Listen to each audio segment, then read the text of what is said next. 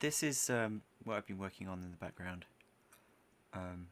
Still thinking about spaceships. This is started off as a like a hard surface kind of warm up, and then I got into making things like this. So what I want to do is talk about lighting, but I want to wait until a few more people get here before I do that. So let's just jump in with a bit of modelling and detailing before we do that. Or if you've got any questions, just fire away in the chat and I'll try and pay attention to what's going on. So,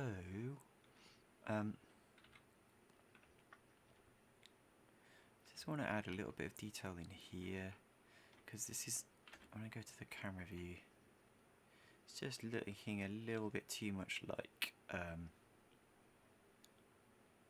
a pipe and not a kind of utility arm. I think especially these little features down here are kind of detracting from it and making it feel a bit more pipe-like. So again, I'm thinking about doing some sort of sci-fi kitbash thing, this kind of stuff. Zoom in a bit. Look at this kind of things, because they're kind of good hard surface exercises and great like bits of detail and engineering noise. So what do I need to do?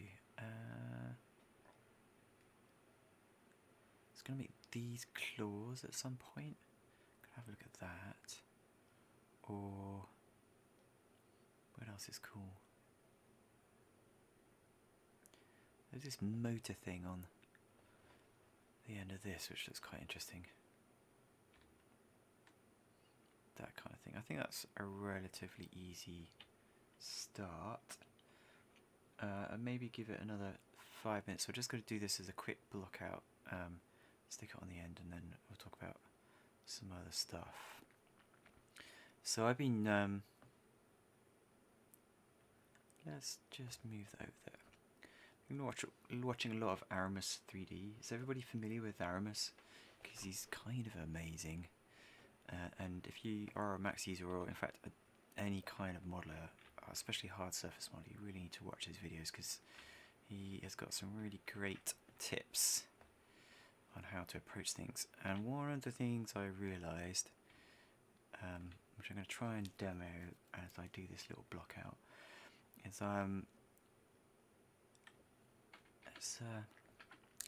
can you see that these are all separate objects? So even like these surrounds are separate objects, and it's just something I started doing recently, because normally I tend to keep it all in the same object, and I've just realised that splitting stuff off into separate objects makes a massive difference to one's workflow. So these little details I tend to keep as similar objects, but actually splitting it off is a really good idea.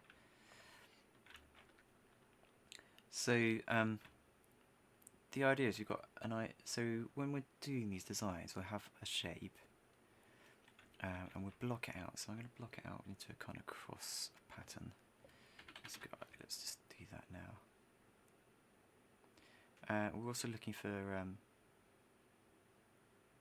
symmetry patterns. Just turn that to vertical poly. Hey Alan, how you doing?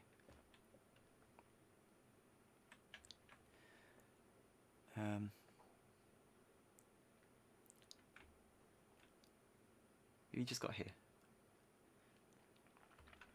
So let's add a symmetry mod. And another symmetry mod.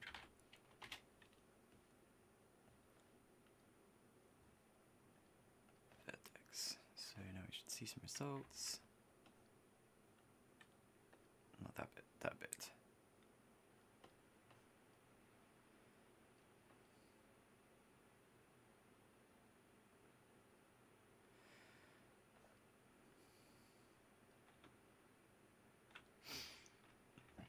So that's okay.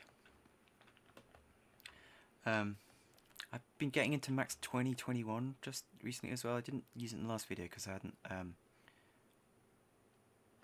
because I wasn't really familiar with it. I wasn't sure how robust it was going to be. I hadn't reinstalled my plugins and stuff like that, but it's really good. I really, really like Max 21. It's great. Which is why I was going to look at the lighting. Yeah, I'm doing okay. Just sort of getting on with my life.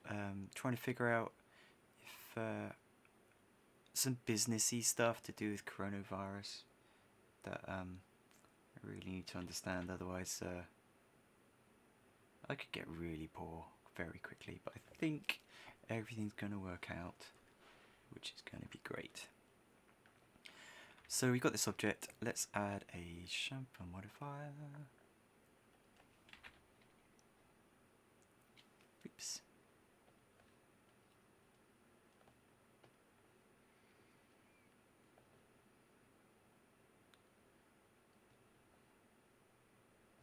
Oh, that was weird.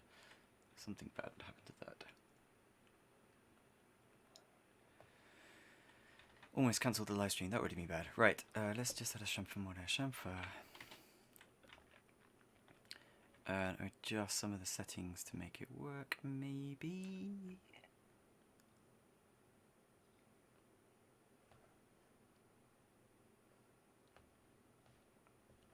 This is just a bit of a warm up, really. There.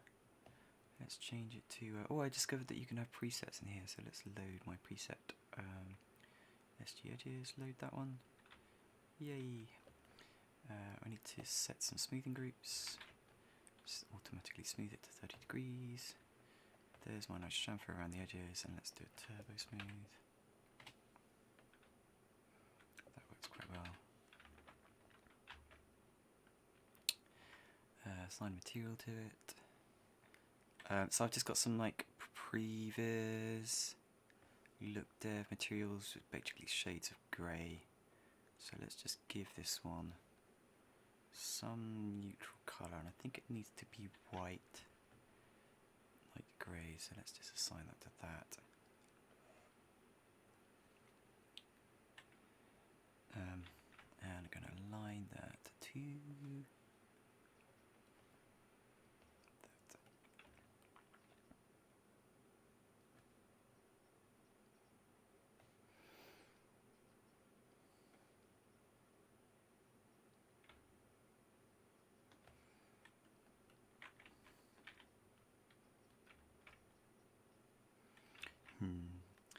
I think this is one of the cases where I think it's going to be good as a cool, interesting piece of detailing, but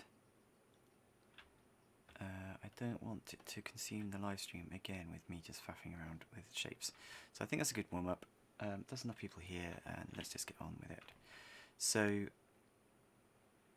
like I said, I've just got into Max 2021, and what I really like about Max 2021 is the look dev.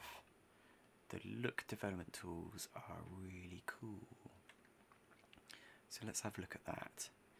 So if I, so there's some things you need to know about in order to set this up. First of all, you need to make sure that this up here, you need to make sure that your viewport background, so you click on that, you click on this word, that's it.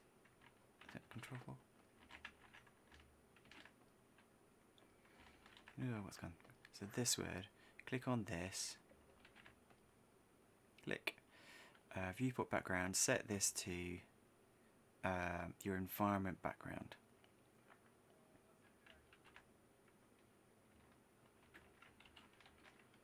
That. So you can see I've got an environment background working already, and then when I turn it on, we'll get a real-time-ish update for our... My zoom isn't working very well, which is a bit disappointing. Let's try it once more. Control. There we go. So if I click on standard, I'm going to set it into high quality mode. Get out of this again. And you can see that I've got much nicer real-time lighting in my scene, and you can see it's iteratively updating as well. Some of the highlights are based on the model complexity, so they're a bit what's the word, like low res, that high res. So that's, I think, based on, yeah, so you can see it pixelating a bit as I change the resolution of the turbo smooth. But it's really cool. And what I especially like is that the way the highlight placement works. So you can get some really dramatic lighting by using the highlight tool. So I'm just going to zoom through some of this stuff and then show you what's going on. So this is allowing me to place a highlight. If I use this align tool, wherever it's gone,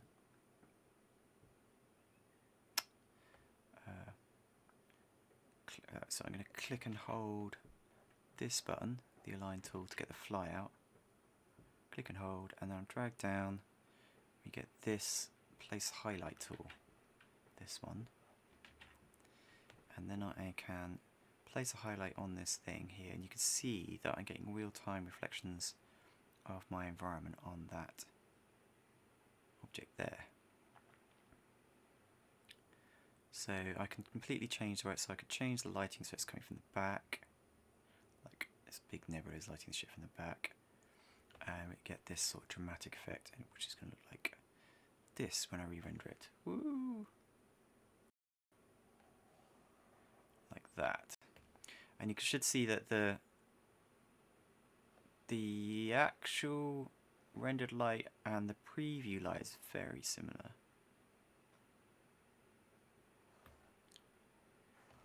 It's pretty cool. Alright, so let's just play with this a bit and I'll show you what's going on.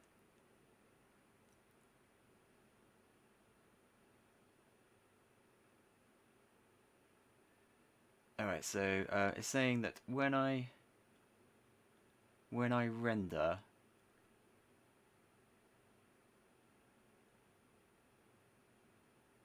YouTube is not seeing enough video mainstream. Right, so basically it's the render is trashing the live stream, so I won't do that very much. I won't do that again.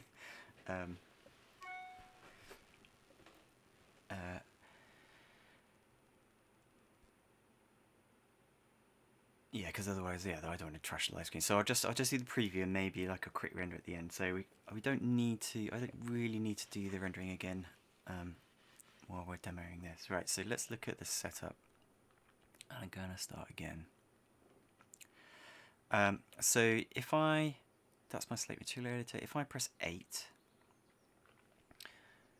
the number 8, or I can go to rendering, environment. You can see I've got this OSL HDR environment shader active, and that is doing the lighting in my scene.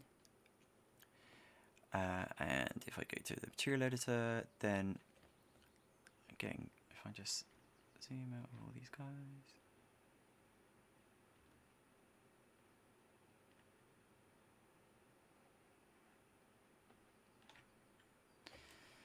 Oh, no, what's going on with that? Okay.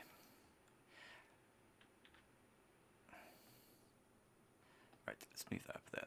That's focus on that. So we've got two elements to this. One is this HDRI map, and then this, which is the more interesting and fun thing, which is my HDRI lights tool.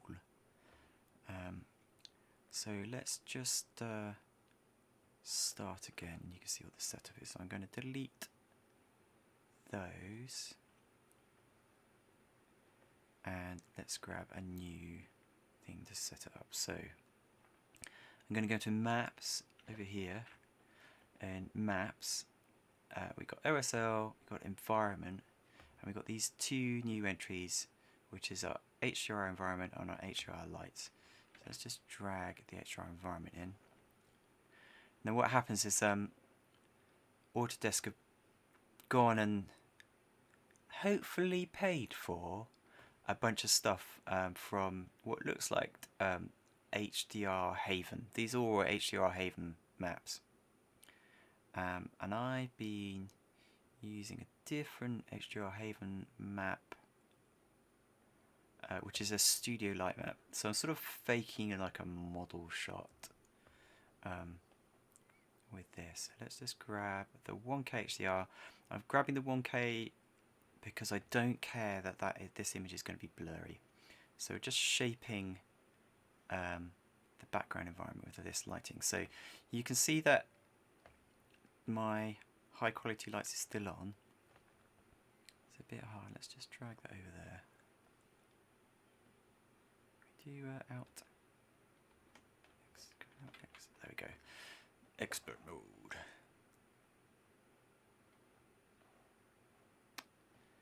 Let's drag. Right. So we got some of that working. Right. Anyway, so press 8. This is my old HDRI environment, and I'm just going to drag in a new one. So grab that wire, drop it into here. Just make it an instance. And you can see that my lighting changes. Don't need that dialogue again because it's all wired up. So now we've got a harsh light from somewhere over to the left somewhere, and I can rotate it using this tool. You can see the highlight travelling around on the background.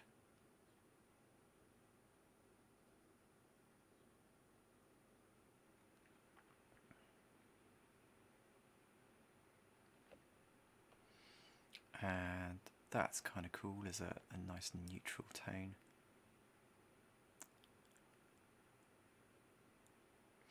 But what's also very cool is we can add in like let's find a sort of diffuse.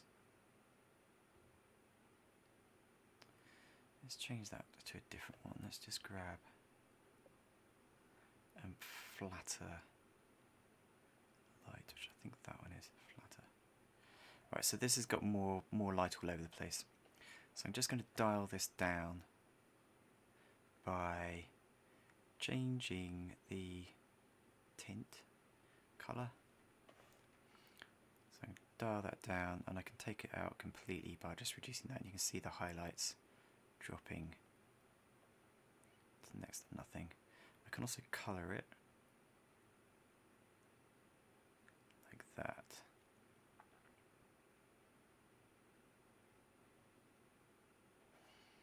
Let's just rotate it a bit more.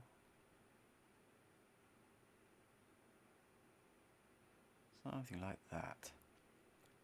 What I really like about this is that the fact I can already see where the highlights are, because that really helps me understand how the shape is going to be read in the final render. So then I want to add like a big hotspot, which I've got over here, to just catch this, make a rim light basically off this. Now again, I could do it with an actual light, but the reason I like these HDRI lights is because it's going to give me some texture in the background, and it's going to give me some really nice interesting texture reflections on here.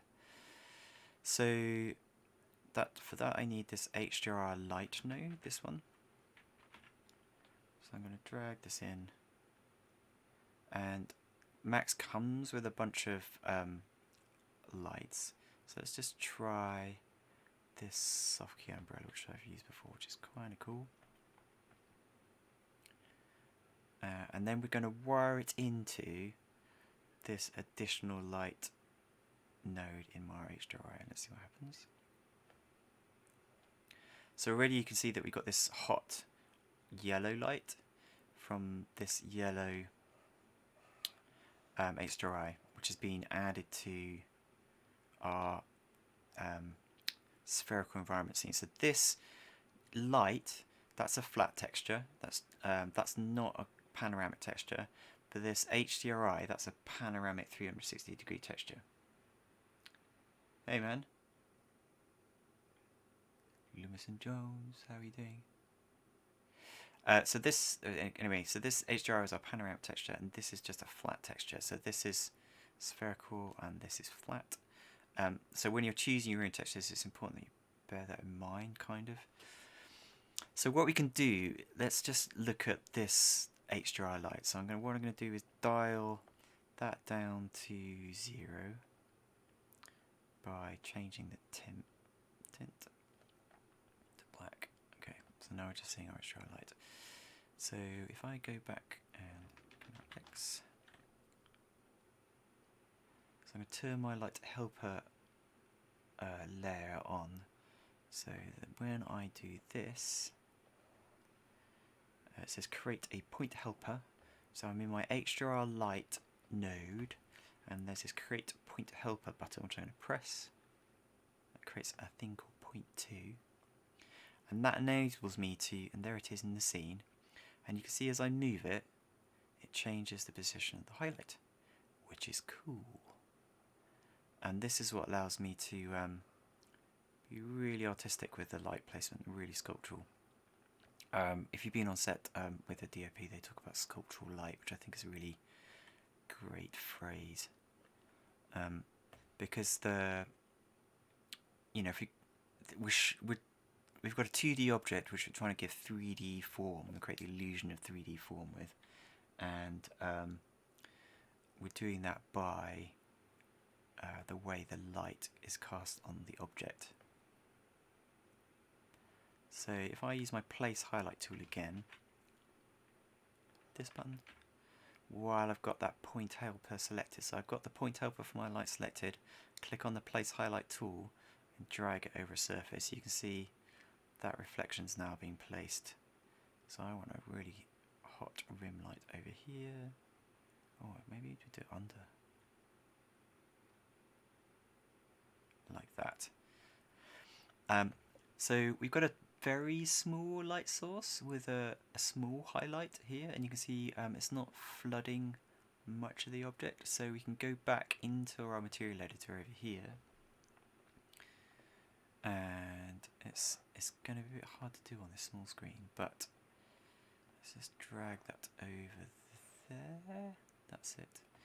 So we've got a size parameter in here. So we've got size and aspect ratio. So that's the size, that's the aspect ratio. Size. So I can adjust the size. You'll see the highlight change scale as I go up. So let's just whack that up to twice the size, like 50. Right, that's cool. That's dramatic. So you can see as I change the size of the highlight, the amount of space that the is covered by the spaceship is affected.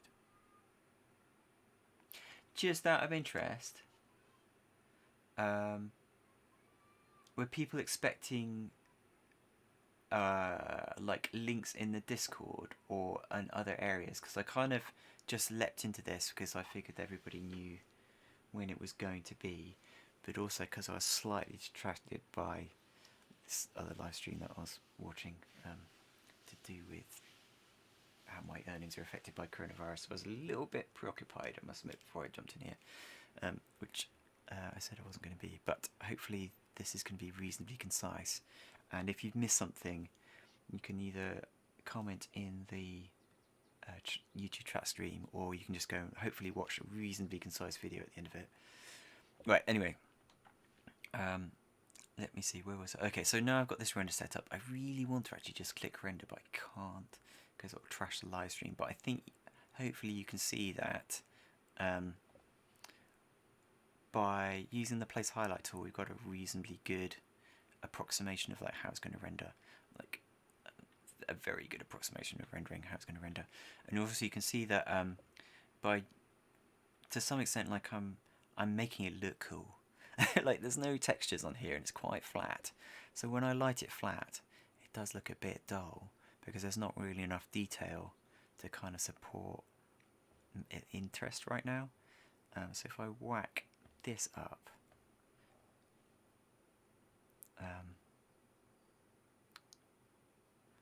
by changing the tint value, click,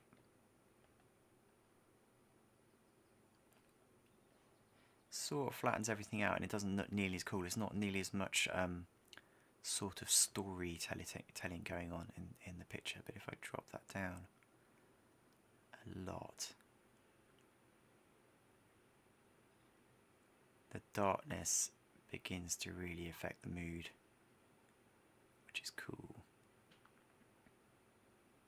So I just want a little bit of fill light. Okay, that, and then I'll leave it there.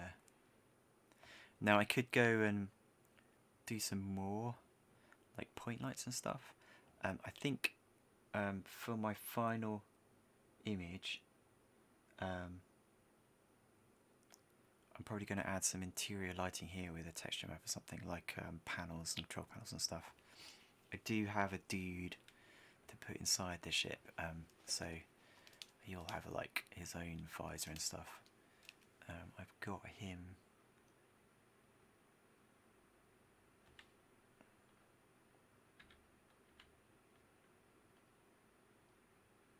He's kind of left over from the last project. So I've been working on this guy. I've been working on this a bit, trying to improve it. Not very happy with his arms, so I'm going to go back and have another think about those. It's a bit too bulky and too light fingers. So I need to have another think about the design before I do much more in this. Let's go back to this pod because it's much cooler.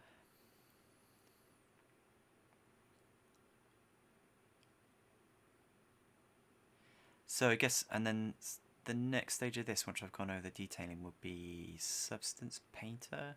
So there's a new workflow in Substance Painter which has got auto UV mapping, which I might try because I can't be asked to UV map this guy because it's going to take forever. So I'm going to try the auto UV map and I'll give it a trial, and I might do that as another live stream, assuming that the YouTube performance isn't too badly hit. So let's just switch this back so I can see what's going on.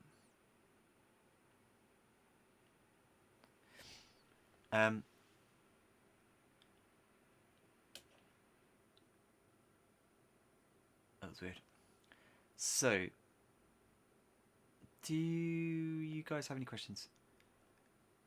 Because I've hit the 45-minute limit, which I promised, is to try and keep things concise. So I'm going to wait and see if you guys reply.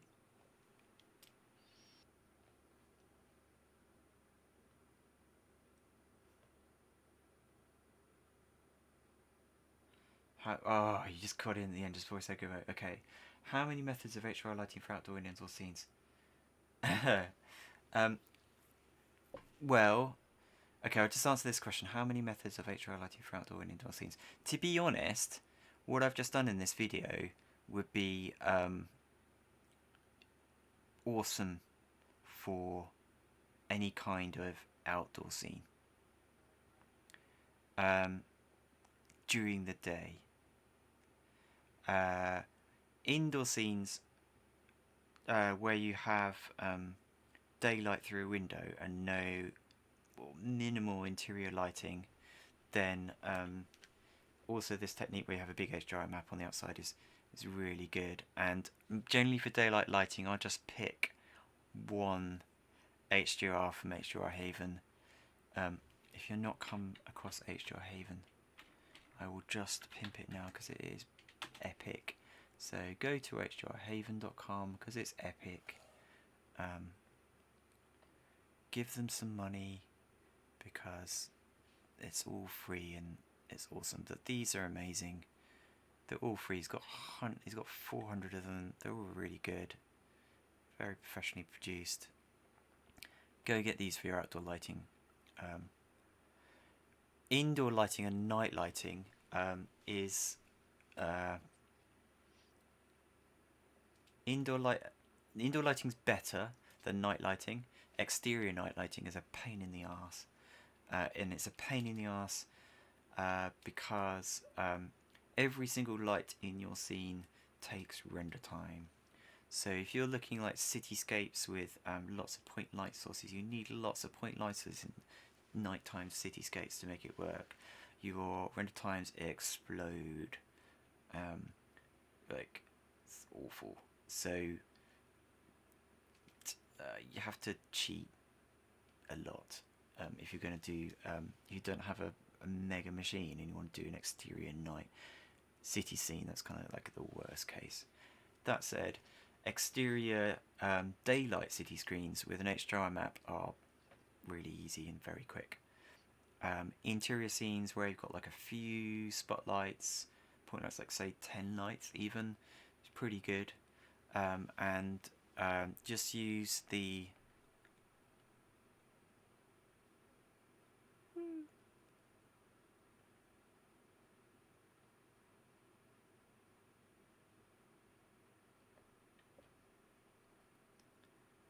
right. So I think what I'm going to do is leave it there, and I'll just render this, and we'll see what happens.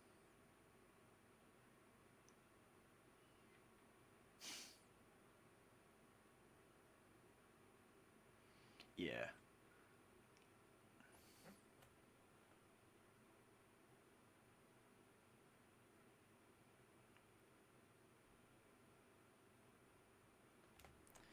That worked. And I just realised that I wasn't showing my scene. There we go. So that's what the final render looks like.